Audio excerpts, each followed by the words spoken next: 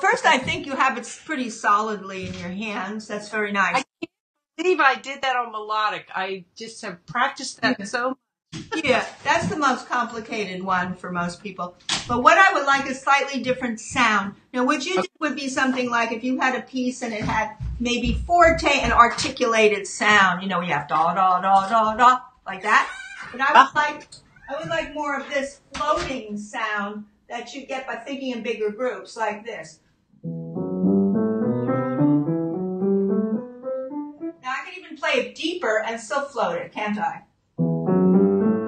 See? See, it's more float traction and floating legato. You know, you don't hear the tips of the fingers kind of striking the notes. See what I do? So I'm sort of dragging from note to note instead of articulating like this. Hear that? I'm trying to get away from that. I want you to get more of a floating, singable legato sound. Okay.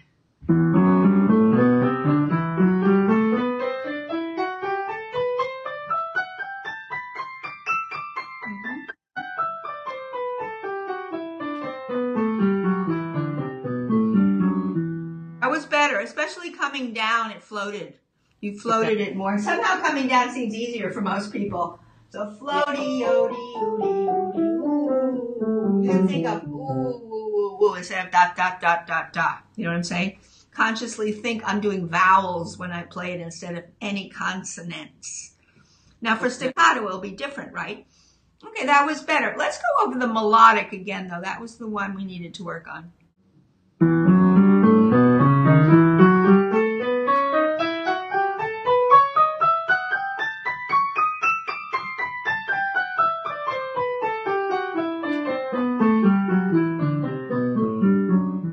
Very good. It's better now. It's better. Obviously better.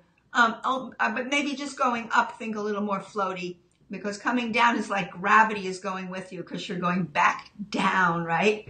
When you come down, it's like that's gravity. When you go up, you're going against gravity, aren't you? Play it one more time going up, please. I'll do the, which form? The melodic this time? Any of it, just to get the sound in my ear. Here goes.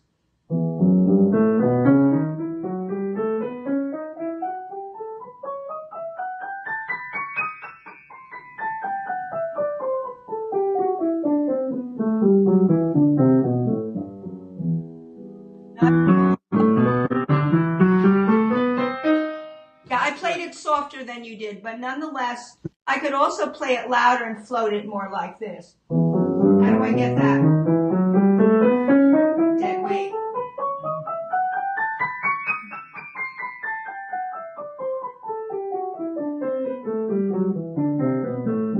As opposed to this. Hear the difference what I did on the... Yeah. Yeah. Yeah, I can hear it. I don't... Let's see.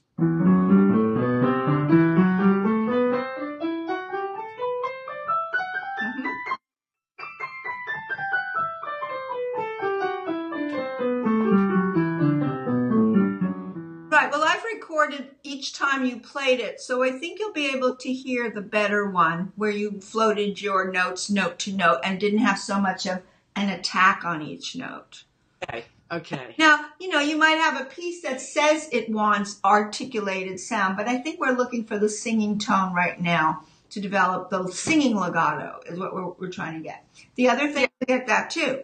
Now, for the staccato, and we should go right into that, we still can have sort of a horizontal motion, right? Not Rosie the Riveter. You can go, yeah. I'm thinking horizontally, right?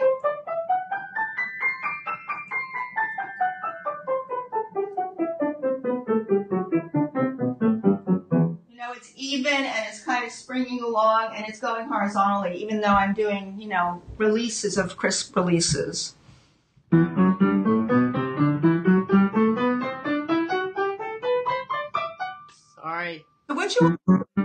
Don't start so quickly each time. You know, try to first stop for a moment, get in the present tense, mindful, take a deep breath, imagine what you want to hear. That's a lot of steps. So it takes you at least 20 seconds, right? Yeah, you take a deep breath and you say, this is what I want to hear. Right away. Yeah, right away.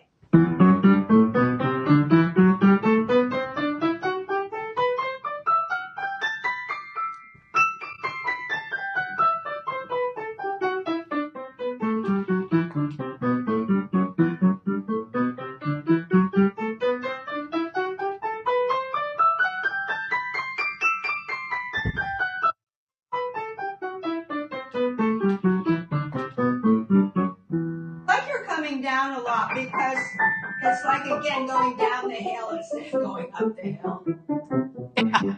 So you have to say when you go up the hill, I'm imagining I'm going down the hill. So you psychologically feel it's no big deal. So you take lots of breaths when you play. I'm actually breathing. I'm really doing natural breathing. I don't stop that, do I? Actually, I know exactly when I'm inhaling and exhaling. I was telling that to Joe Sell yesterday. I said, you just have to keep breathing through your scale like normal respirations. Because if you don't have that, then the scale will show, a certain amount of anxiety and crowding. So you concentrate on the breath a lot. Like that book I recommended, Just Being at the Piano, which talks a lot about the breath, and how important that is. It's so true. When I get tense, when I feel tension, it's like I'm not breathing. Oh, yeah. You can even, play a small little piece and see how differently it sounds when you're much more relaxed and you're breathing through it than when you get all tense. It really does reflect in the playing, particularly a scale. And with staccato, people are on the cutting edge of staccato, like, oh no, staccato, I'm not connected to the notes, even though they really be. So take a deep breath, blow it out slowly into the first few notes, but you have to know what they should sound like before you play them.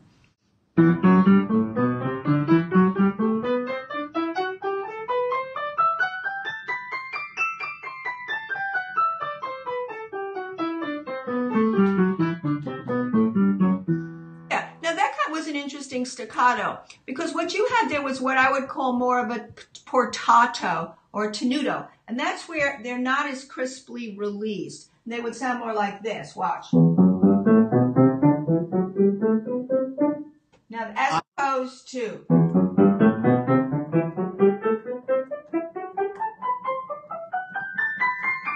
You hear the difference between that? Yeah. Definitely. Right. Let's see. So there are different kinds, but we're looking for the real crisp release kind of animated staccato right now. Breathe.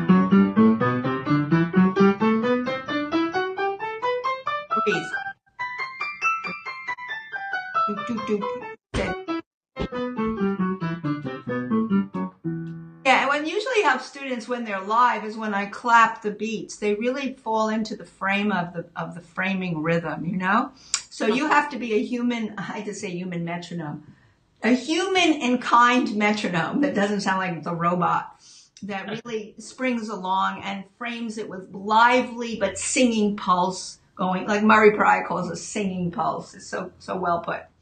Even in staccato, you can sing, But that was better. And when I play the recording back for you, I'll do it later, you'll be able to hear the differences in your different approaches. Now let's do all three in a row with the staccato. And let's do it at a forte staccato, but still bounce it and make it crisp and shimmering. That's a good word. Shimmering staccato.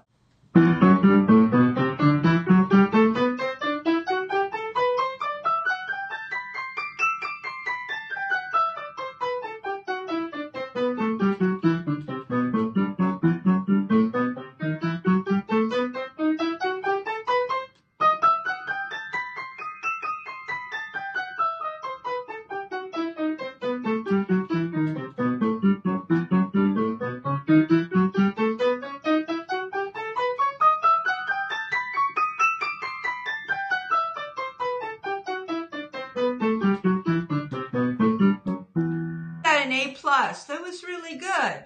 It was very good. And it had a really cohesive beat throughout the whole thing. That's really a big accomplishment for staccato. So you really got with it. You were at what we would say in the zone. And did you feel like you were in the zone? Yeah, I was breathing.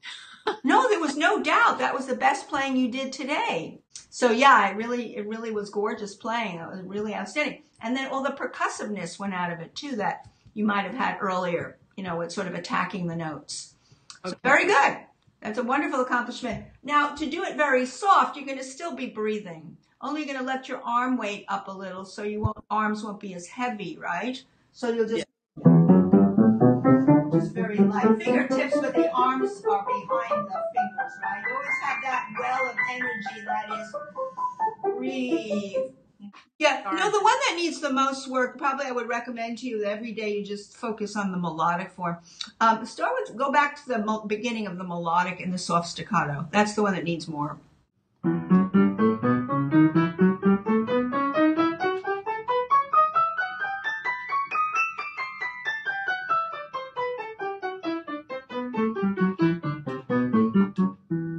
gotten better. You see, the difficulty you have with that piano is because it's so bright that it is hard to pull back to what I can do on my Baldwin here, which is a very feminine piano, by comparison. But basically today you really made a big gain on your whole approach. And I think the other thing is you're hanging your hand more. You're letting your hand drape into a natural curve and not stiffening your fingers as much. So that's also good. Now make sure you do that as well for that melodic form, because that's a little tricky because you've got those raised notes there, the C sharp, D sharp. So you want to keep your curve of your hand always, right? If you stop, you should have a curve of your hand off your whole arm, which is one continuous spectrum, one delivery of energy. Very good. I am glad I got that on the recorder.